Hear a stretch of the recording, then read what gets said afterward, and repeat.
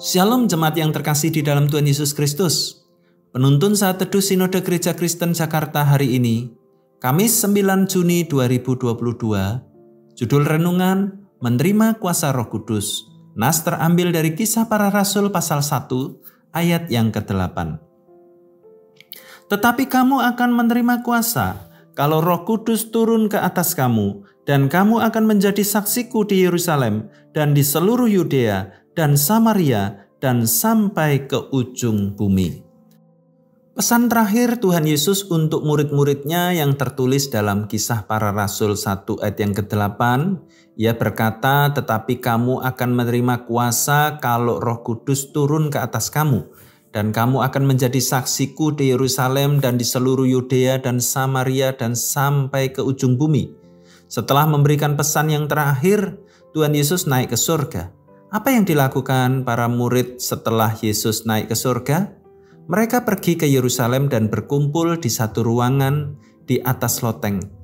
Para murid berada di sana karena Yesus sudah berpesan agar mereka tidak meninggalkan Yerusalem sebelum menerima kuasa Roh Kudus.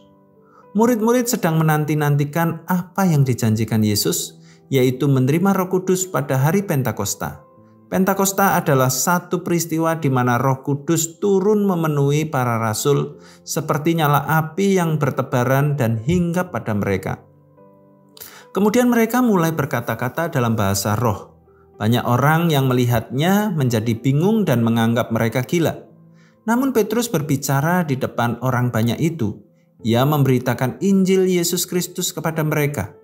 Roh Kudus bekerja melalui khotbah itu. Orang-orang yang mendengarnya menerima perkataan Petrus lalu memberi diri dibaptis. Jumlah yang dibaptis kira-kira 3.000 jiwa. Ketika kita mengenal dan percaya kepada Yesus sebagai Tuhan dan Juru Selamat, kuasa Roh Kudus akan memenuhi hidup kita. Roh Kudus memberi kita kuasa untuk bersaksi kepada banyak orang. Apa yang bisa kita saksikan kepada mereka? Kita bisa bersaksi tentang bagaimana Roh Allah telah menyertai kita, sehingga bisa mengenal dan percaya Yesus.